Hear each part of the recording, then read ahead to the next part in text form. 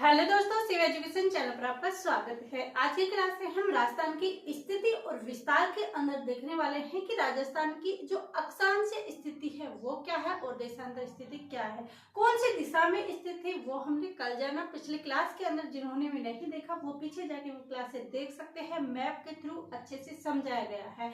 हम ऐसे पढ़ेंगे कि जहां ट्रिक की आवश्यकता होगी ट्रिक बनाएंगे, जहां मैप की आवश्यकता होगी मैप बनाएंगे, और जहां ओनली थ्योरी हमें याद करनी है रटनी है वहां पर हम रटने का भी काम करेंगे। रटना कोई गलत बात नहीं है, हाँ हर चीज अलग अलग होती है कि हर चीज रटी नहीं जा सकती, हर चीज समझी नहीं जा सकती। जैसे जिले हैं, वो जिले हैं उनमें समझना क्या है, कुछ भी नहीं समझना, हमें रटना है।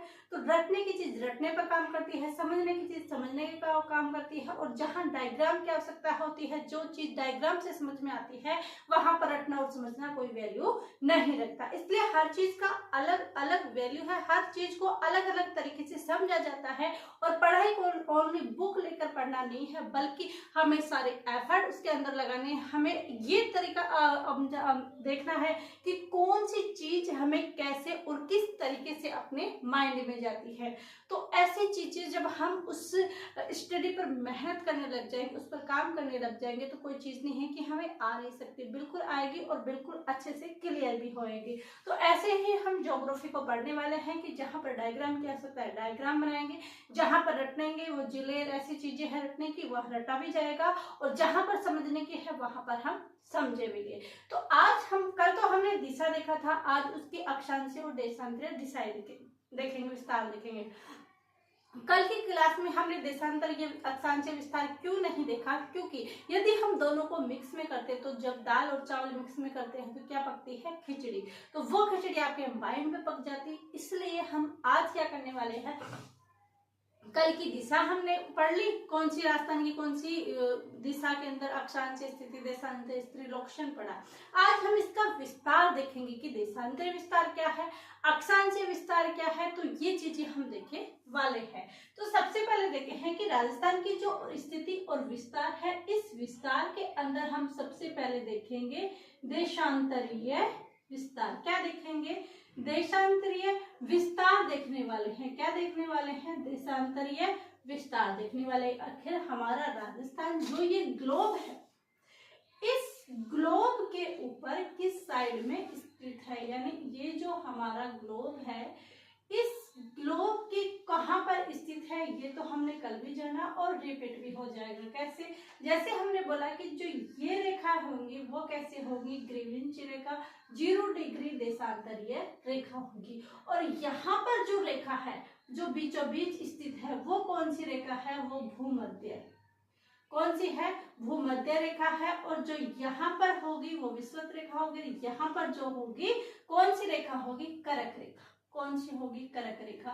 ये 23.5 डिग्री है, कितने डिग्री है, 23.5 डिग्री। तो ऐसे हम एक डायग्राम, टूटा फूटा सा डायग्राम बना लेंगे ताकि हमें बस याद करना है। हमें यहाँ पर कोई अपने आर्ट नहीं दिखानी है, हमें तो ओनली याद करनी है कि यहाँ पर हमारा क्या स्थित है, राजस्थान स्थित है। अब इसमें देशांतरी की बात करें तो कौन से देशांतर पर हमारा राजस्थान स्थित है। तो देशांतर पर देखिए, आपको पता है कि जो खड़ी रेखाएं हैं उनको देशांतर बोला जाता है, देशांतर रेखाएं बोली जाती है। जो आगे इधर रेखाएं जाती हैं पूर्व से पश्चिम की ओर, तो इसे क्या बोला जाता है, इसे बोला जाता है, पूर्व से पश्चिम की ओर जाती है, इसे अक्षांशीय रेखाएं बोला जाता है।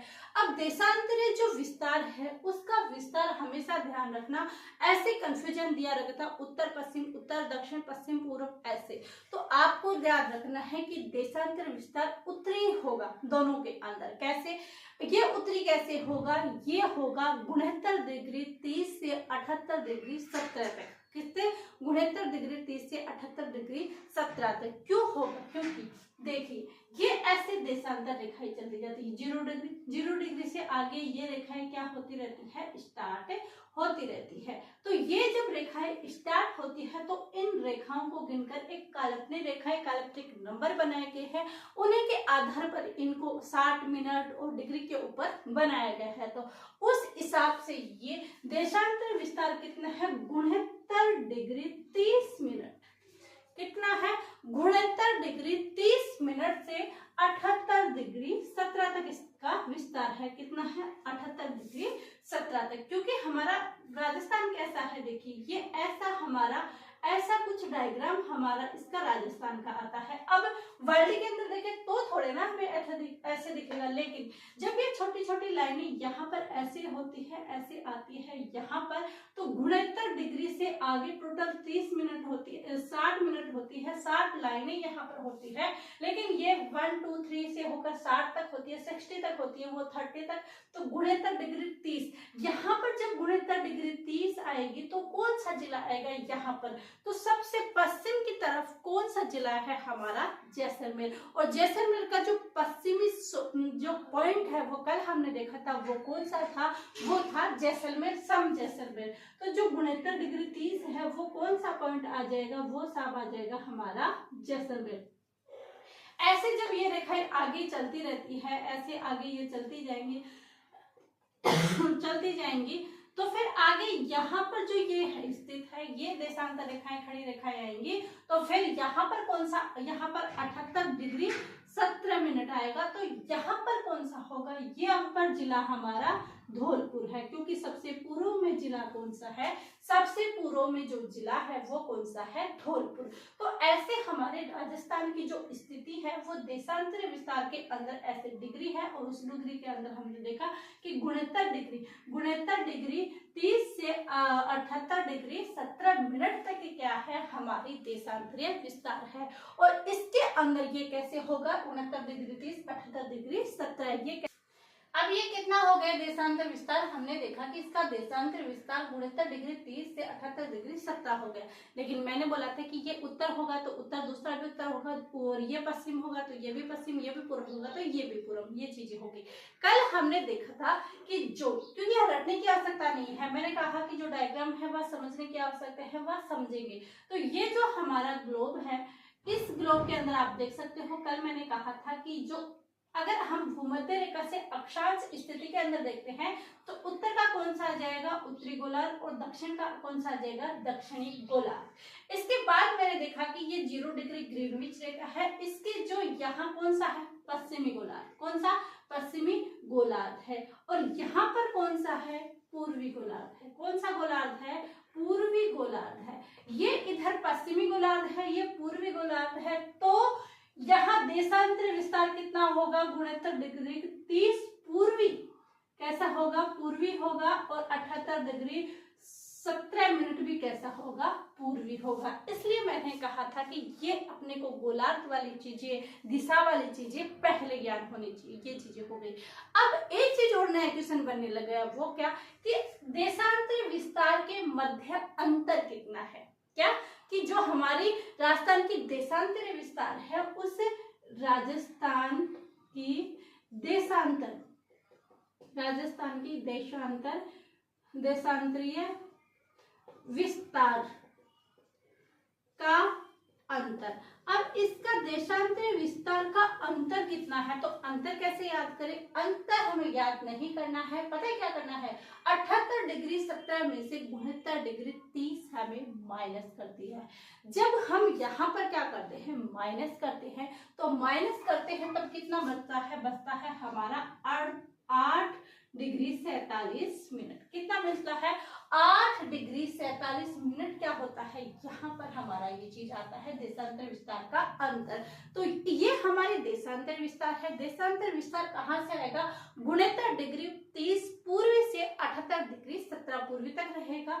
और जैसलमेर और धौलपुर, यानी जैसलमेर इधर आ जाएगा 69 डिग्री 30 में, और इधर कौन सा आ जाएगा, 78 डिग्री 17 में कौन सा आ जाएगा, धौलपुर, यदि हमसे पूछा जाता है क्या, जिला। इसके बाद क्या आता है, इसके बाद आता है कि राजस्थान की देशांतर विस्तार का अंतर कितना है, तो 8 डिग्री 47 मिनट क्या है, इसका अंतर है। दूसरा आता है हमारा क्या, हम दूसरा क्या लिखते हैं, अक्षांशीय जो विस्तार है वो विस्तार कहाँ से कहाँ तक है, ये चीजें हम देखने वाले हैं। तो जो अक्षांशीय विस्तार है इसको हम मिटा देते हैं, क्योंकि यहाँ पर ज्यादा चीजें हो गई, ज्यादा समझ में नहीं आने वाले इसके अंदर। तो अक्षांशीय विस्तार वो ही हम क्या बनाएंगे, एक गोला बनाएंगे, डायग्राम बनाएंगे। और ये हमारी 0 डिग्री ग्रीनविच, हम तो अक्षांश पढ़ रहे हैं, देशांतर यहाँ क्यों बनाए, नहीं बनाएंगे। तो यहाँ पर जब हम ये खींचते हैं तो ये 0 होता है, 0 डिग्री होता है। और ये 0 डिग्री कौन सी रेखा है? भूमध्य रेखा। कौन सी रेखा है? भूमध्य रेखा है। और यहाँ पर कौन सी रेखा है?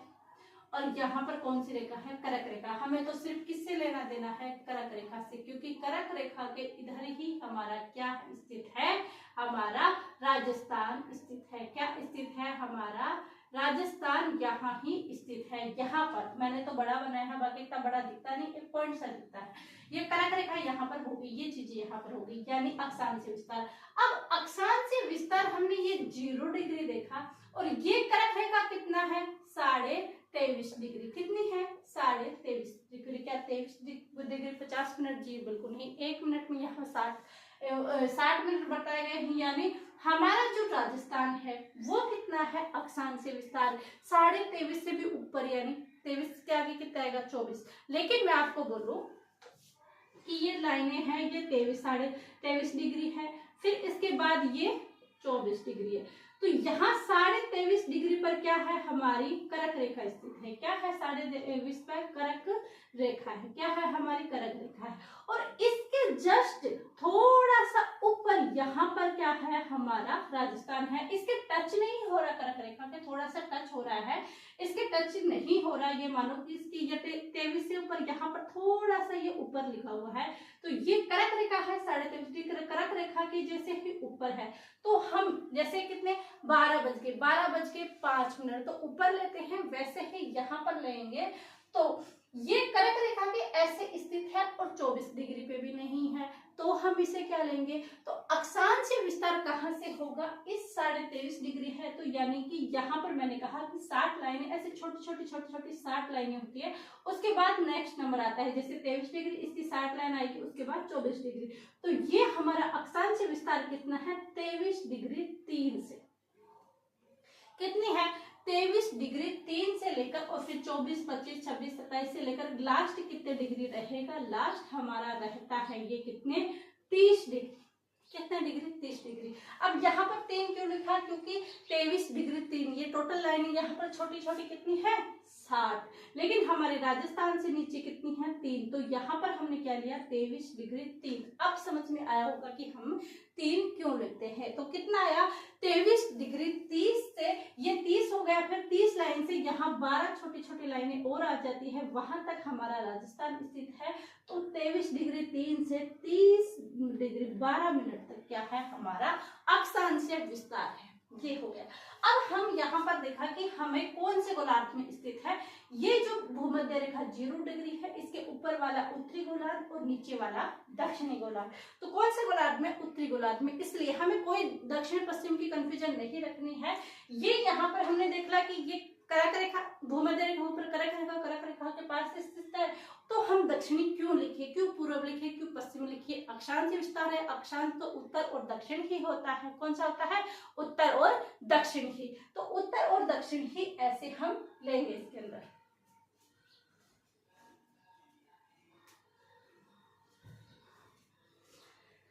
तो यहाँ पर कौन सा लेंगे? उत्तर और दक्षिण ही लेंगे। तो उत्तरी गोलार्ध ही हम लेंगे। इसके अंदर आप दक्षिण पश्चिम मत कर देना, क्योंकि कंफ्यूजन होता है। उत्तर दक्षिण पूर्व पश्चिम ऐसे के अंदर हम सोचते हैं उत्तर दक्षिण पूर्व पश्चिम, तो उत्तर दक्षिण सही रहेगा। ऐसे नहीं करना है, ये गोलार्ध के हिसाब से है। यहाँ पर उत्तर दक्षिण ऐसे नहीं है, ये गोलार्ध की स्थिति है कि जो अक्षांश है उसको हम उत्तरी गोलार्ध और दक्षिणी गोलार्ध बोलते हैं, देशांतर है उसे पूर्वी गोलार्ध और पश्चिमी गोलार्ध बोलते हैं। इसलिए हमारा गोलार्ध के देशांतर के हिसाब से कौन सी स्थिति के अंदर है, कौन सी पोजीशन है, कौन सी लोकेशन है हमारे राजस्थान की, तो वो पूर्वी के अंदर। इसलिए हमने देशांतर में दोनों तरफ 69 डिग्री के अंदर भी, 78 डिग्री के अंदर भी कौन सा लिया? पूर्वी लिया। और इसके अंदर भी क्या लिया हमने?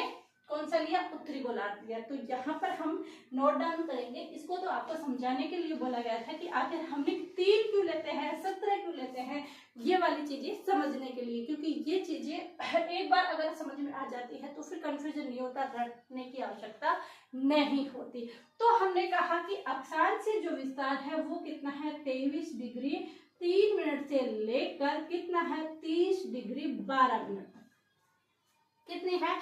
23 डिग्री 3 से 30 डिग्री 12 तक क्या है? हमारा अक्षांशीय विस्तार है। ये हो गए। और ये कौन सा है? 23 डिग्री 3 से 30 डिग्री 12 कैसे है, उत्तरी, कैसा है, उत्तरी। ये हमारा हो गया कि 23 डिग्री 30 से 30 डिग्री 12 मिनट तक उत्तरी है। अब यहाँ पर अगर हम देखें कि जिले, क्योंकि अक्षांश के अंदर जिले भी पूछे जाते हैं, तो यहाँ पर 23 डिग्री 3 पर कौन सा आ जाएगा, यहाँ पर बांसवाड़ा। यहाँ पर कौन सा जिला आ जाएगा, हमारा बांसवाड़ा आ जाएगा। और यहाँ पर जो कौन सा जिला आ जाएगा, तो यहाँ पर जो सबसे ऊपर है कौन सा है, गंगानगर। बाकी जो पॉइंट है वो मैंने आपको पिछली क्लास में बता दिए थे। तो ये देशांतर विस्तार है और अक्षांशीय विस्तार है। और यहाँ पर जो अक्षांशीय विस्तार का जो अंतर है, अक्षांशीय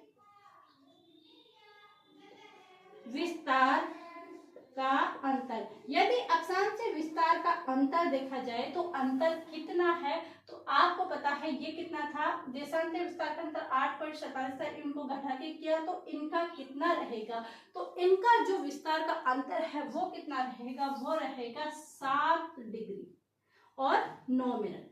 9 ही तो बचेंगे, 3 बच गए, तब कितने, 7 डिग्री 9 मिनट क्या है इनका अक्षांशीय विस्तार है। यदि पूछा जाए कि इसके अंदर कहीं पर भी यदि अक्षांशीय और देशांतर विस्तार में आपको कंफ्यूजन हो तो वो बताइए। अब आता है कि सूर्य को एक देशांतर से, क्या, सूर्य को एक देशांतर से, एक देशांतर से दूसरे देशांतर, एक देशांतर से दूसरे देशांतर तक पहुंचने में कितना टाइम लगता है, पहुंचने में कितना टाइम लगता है, वो लगता है 4 मिनट। कितने लगते हैं, 4 मिनट। देखिए सूर्य को एक देशांतर से दूसरे देशांतर पहुंचने में कितने मिनट का समय लगता है, तो एक देशांतर से दूसरे देशांतर तक पहुंचने में कितने मिनट का लगता है, 4 मिनट का। यदि यही क्वेश्चन कि सूर्य को, किसको, सूर्य को पूरब से पश्चिम, सूर्य की जो किरणें हैं सूर्य को पूरब से पश्चिम पहुंचने में कितना टाइम लगता है, पहुंचने में कितना टाइम लगता है, 35 मिनट 8 सेकेंड। कितने, 8 सेकेंड। तो ये चीजें हैं यहाँ पर, क्योंकि ये भी कंफ्यूजन होता है कि देशांतर में पूछ रहा है या फिर पूर्व से पश्चिम पूछ रहा है। तो यदि देशांतर पूछे तो कितने मिनट का समय लगता है, 4 मिनट का। और यदि यहाँ पर ये क्वेश्चन आता है कि पूर्व से, सूर्य की किरणों को पूर्व से पश्चिम की ओर पहुंचने में कितना टाइम लगता है, तो लगता है 35 मिनट 8 सेकेंड। तो ये चीजें हमने अक्षांशीय और देशांतर की चीजें यहाँ पर पढ़ी। बाकी इनके कुछ फैक्ट हैं वो हम कल की क्लास में देखेंगे। और उसके बाद हम स्टार्ट करने वाले हैं कौन सा चैप्टर, वो चैप्टर हमारा रहने वाला है भौतिक प्रदेश। यहाँ तक ये सारी चीजें आपको कंप्लीटली समझ में आ गई होगी। समझ में आ गई तो चैनल को अधिक से अधिक शेयर कीजिए, लाइक कीजिए। यदि इस चैनल पर आप नए हो, सब्सक्राइब नहीं किया है तो सब्सक्राइब जरूर कीजिए, क्योंकि ये क्लासें आपको ऐसे लगती जरूर है, कहते भी है कि हर लोग यूट्यूब पर वीडियो बनाने लग गए हैं, लेकिन असल में इन वीडियो बनाने में बहुत मेहनत होती है। इनके पहले ये चीज फैक्ट, ये कितना चेंज हुआ है ये भी देखा जाता है, कितना कुछ इसमें परिवर्तन हुआ है, क्योंकि ज्योग्राफी ही ऐसा सब्जेक्ट है जिसके अंदर परिवर्तन होता है। बल्कि हिस्ट्री के अंदर परिवर्तन नहीं होना, क्योंकि वही राजा वही रहने वाले हैं, वही रानियां रहने वाली है, वही साके, वही जौहर, वही चीजें सब कुछ रहने वाली है। लेकिन यहाँ पर हर डे हर दिन परिवर्तन होता है। तो ये चीजें अगर आपको पसंद आती है तो चैनल को लाइक शेयर एंड सब्सक्राइब जरूर कीजिएगा। आप सभी का धन्यवाद, थैंक यू।